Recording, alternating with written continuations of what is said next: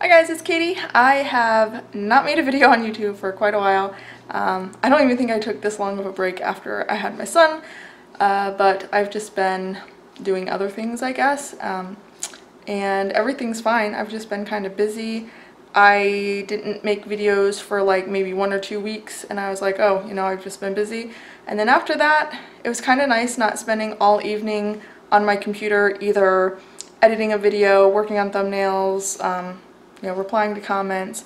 I haven't even been watching that much YouTube, like, of other channels, which is crazy. I have always watched YouTube ever since YouTube has been around. I've watched way too much YouTube every single day. So, but I've just been kind of doing everything else, enjoying a lot of my other hobbies. So, but yeah, we're fine. Everything's fine. There's nothing really keeping me from YouTube other than myself. And actually, you know, I've been busy before, and making videos always seemed like a priority because I really enjoyed it, and I missed it, like the days that I didn't upload, or if there was like a week where I missed it, and this time around I didn't really miss it. And I think part of that is I've just been doing a lot of other things that are a lot of fun, and I've just been really busy with the kids. So my daughter started preschool, and I thought that would give me more time to do projects, you know, because the house would be quiet.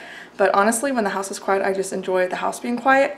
And that was the other thing, like, I don't necessarily like to hear myself talk all the time. So when the house is quiet, the last thing I want to do is hear my own voice, and then spend my evenings hearing my own voice as I edit the camera or the video. But anyway, I have been busy doing other things. Here's 2 projects I'm working on right now. I've been canning a lot. Actually, back here is my pressure canner. If you follow me on Instagram, I posted a picture of that. I got that recently. I got a really good deal on Amazon. I can link the one that I got, but I will give you a tip because I started using a website called Camel. If you have never heard of it, it's a good website to check out. But they will email you when certain things that you're keeping your eye on have a price drop, or you can just see a graph of the prices, because prices fluctuate quite a bit on Amazon, and you can kind of see you know, when certain sales come around, or if the price that you have is kind of like artificially high for some reason, you can just wait a few weeks if it's something that you don't need right away. I actually got my juicer in that same way, and I was looking at it and it was like I think it was like $225, and I was thinking about it and kind of saving money, and every time I looked at it, it was $227. Well, I checked this website and it showed that once every like 2 or 3 months it would go down to $187. So I was saving up my money anyway, not planning on buying it right away since it was such a large ticket item. And when it came around again for $187, I snatched it right up and saved myself, you know, 40, 50 bucks. So anyway, I did the same thing with my pressure canner. It dropped like, I don't even know, it might have been like one of the lightning deals or something like that. I can't remember. But anyway, I will link that website, Camel. They have an app too, so if you're browsing on your phone. Anyway, this video wasn't supposed to be about all that. It was supposed to be about what I'm canning here. Actually, I just got a quick peek of myself at the viewfinder. I look like I'm sweating. It's pretty hot in here because I'm canning, and I've been canning for a few days. I've been really loving my pressure canner. I've canned beans, I canned meat, I canned onion soup. I'm watching, actually I did start watching some YouTube. I'm watching a lot of Linda's Pantry and the Needy Homesteader and other like canning channels because I've just been really inspired by that, and maybe that's why I pulled the camera out. But I thought I would show you what I'm doing, and I'll show you downstairs some of the things I've also made. But when you do the pressure canner, it just lets out a little bit of steam. But the water bath canner, especially the last like 5 minutes, you're supposed to take the lid off and just let it stand, and it got really hot. Plus, I'm sterilizing my jars, which I don't, whoa, I got really close. I don't sterilize my jars when I pressure can. I mean, I wash them and they're clean, but you don't have to keep them hot in the oven. So I have the oven going. I've been boiling, this is strawberry jam, and I have the thing going. So anyway, it's pretty hot in here. You can see we have happy birthday decorations. My son turned 1 the end of October, so that's really exciting. He is definitely a 1-year-old. He lets his wishes be known very loudly. He's starting to cruise along furniture and stuff, so that's really exciting. I guess that's also been keeping me kind of busy. But anyway, so I'm just going to turn you around because I'm sick of looking at my own face. This is strawberry jam. It's ready to go. and I was waiting for something to come out of the canner, so it's there. I got the jars in here. I got my whole setup going here. I have canned in the past, but not that much. It's only been water bath canning until this last like couple of weeks, and it's just been like tomato products from the garden, or I canned sauerkraut before, and those are high acid foods, so they go in the water bath canner. But I am loving my pressure canner for things like beans and meat. I've always used dry beans as much as possible, just for the cost and things like that, but having them like prepared, so they're basically the same as canned beans, they're just, you know, homemade, is awesome. So like I said, I'll take you downstairs and show you, because I've already put stuff in there. And over here, this is what I made tonight. This is Sloppy Joe sauce. I only keep ketchup in my pantry to make Sloppy Joes, and occasionally barbecue sauce. So I saw this recipe in the Ball canning book, and I thought that it would be awesome, because if I'm going to keep ketchup on hand, I might as well have this. And this has all the peppers and onions. It's already cooked down, and it's got a little vinegar and a little sugar, so it's basically the same thing I have been doing, but it's already done. So A, I don't have to chop and cook the peppers and onions and the tomato products and all that, and two, I don't have to worry about having those things on hand. So this is, I mean, basically it's like manwich, I guess. And I was even thinking about like making up Sloppy Joes with the meat, but I've kind of got mixed reviews about canning ground beef, so I might just can like one to see how I like the texture. Some people say it's the best, some people say they don't like it at all. So, but at least this, I still have lots of ground beef in the freezer from our cow order. I can just brown it up, pour this, simmer it together, and Sloppy Joes are already pretty simple, but this makes it so much more simple. And what I was thinking is, this recipe called for 4 pints, I doubled it, and then I realized my canner only holds 7 pints, so I couldn't make 8 pints. And then the recipe ended up making like 10.5 pints. So the other ones I just put in the freezer because I didn't want to do another canner batch since I'm doing the jam tonight. And based on the ingredients, it's just like some tomato sauce and peppers and onions, and I did put a little garlic. And then it's got like the vinegar and the brown sugar and some mustard. I thought that's basically how I start when I'm making baked beans and barbecue sauce. And those are two things, again, that the only reason I keep ketchup on hand is for barbecue sauce style baked beans and Sloppy Joes. So I thought that now that I have 10.5 pints, although we do eat Sloppy Joes a lot, I didn't know that, you know, we would use it that quickly.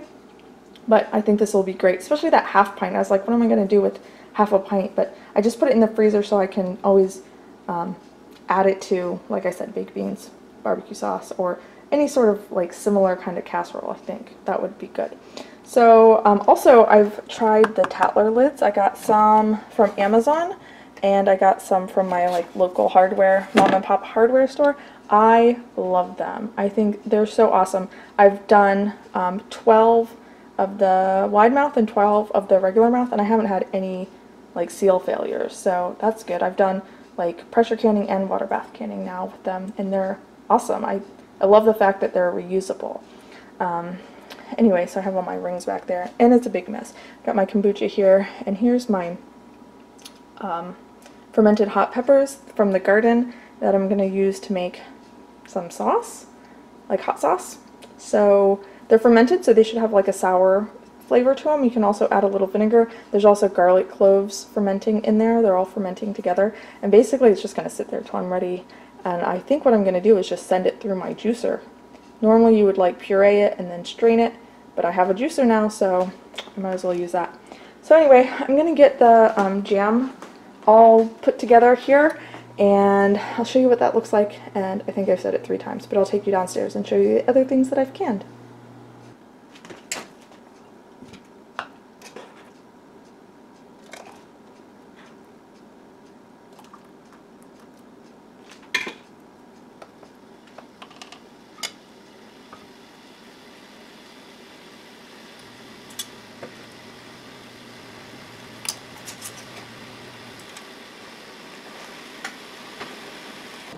Okay, so that is all of the jam, and I put, there was like another half pint, I just put it in the fridge, so we'll have that right away. That's the processing, and I'll take you downstairs. Okay, so here is where I'm keeping some of my quicker grab things. I have an assortment of everything that I have made here, and then I have more in a bookcase. I actually have like a whole bookcase that was just filled with empty mason jars, which has been nice because I haven't had to buy any jars even though I've been doing a lot of canning. And then as I fill them, I just put them there, so I haven't had a problem with storage yet.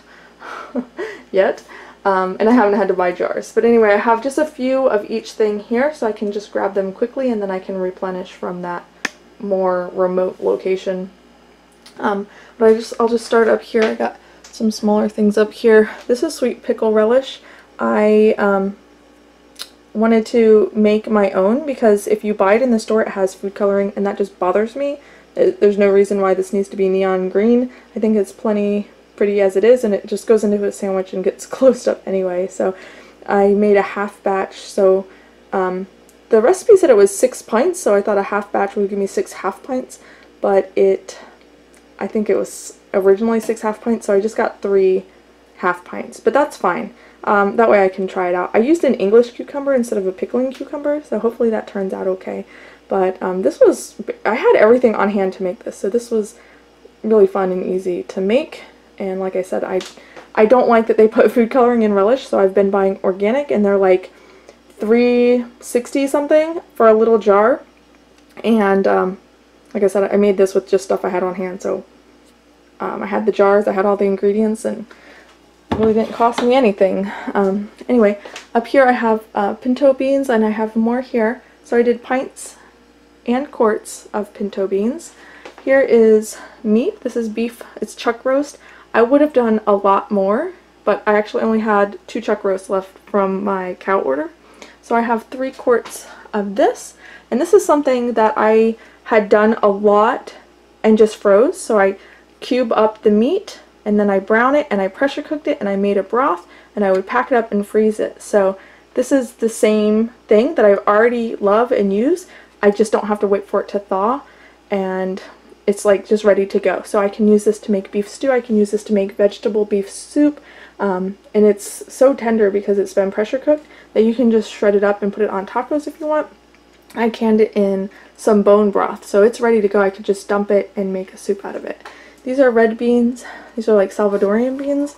So I've seen a couple different ways to can beans, so I did this like the USDA recommended way, and actually had some of these and some pinto beans in my chili tonight, and they were fine. They were awesome for chili. I think that I wouldn't necessarily use them for like salads or something like that, so I might try another method so that they don't cook as long. These are just store-bought items. And then this is French onion soup. This is another thing that I love to make and freeze, so having it shelf stable and thawed and everything ready to go is awesome. Actually, I think I have 8 quarts of these. I think I made like 4 quarts, 3 quarts. I did a whole canner full of pints and a whole canner full of quarts of this one. And like I said, it's just 3 of those jars of relish. And then what did I have upstairs? Like, I think 10.5 pints of the Sloppy Joe sauce, and then I don't know how much jam I made because I made different sizes. But anyway, it should be done soon, so we'll go back upstairs and show you the jam, and then I'll say goodbye. I got back just in the nick of time, so just about 30 more seconds, and then I will turn this canner off.